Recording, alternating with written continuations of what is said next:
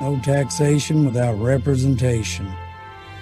Our founding fathers were willing to die over this. I think people forget that's how this whole country started. Money.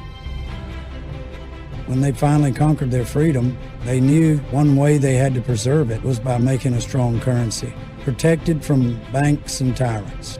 Benjamin Franklin lived through inflation and distrusted paper money.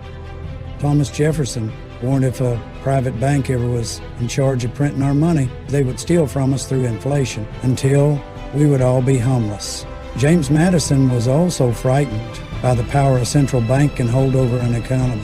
He said moneymakers have used every form of abuse, deceit, and violence to maintain control. And our founding fathers, they didn't just fight for land.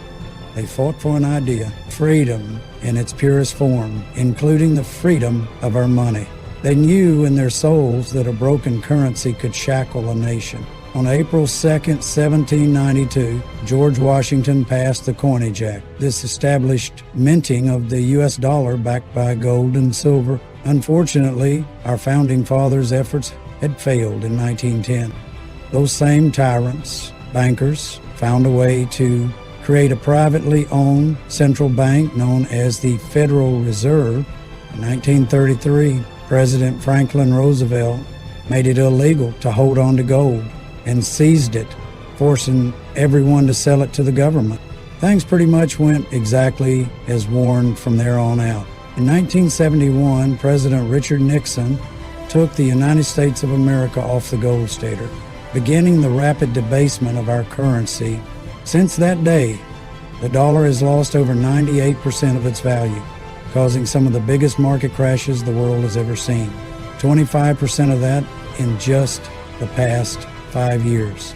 And it will only continue to lose its value faster and faster as long as the Federal Reserve exists.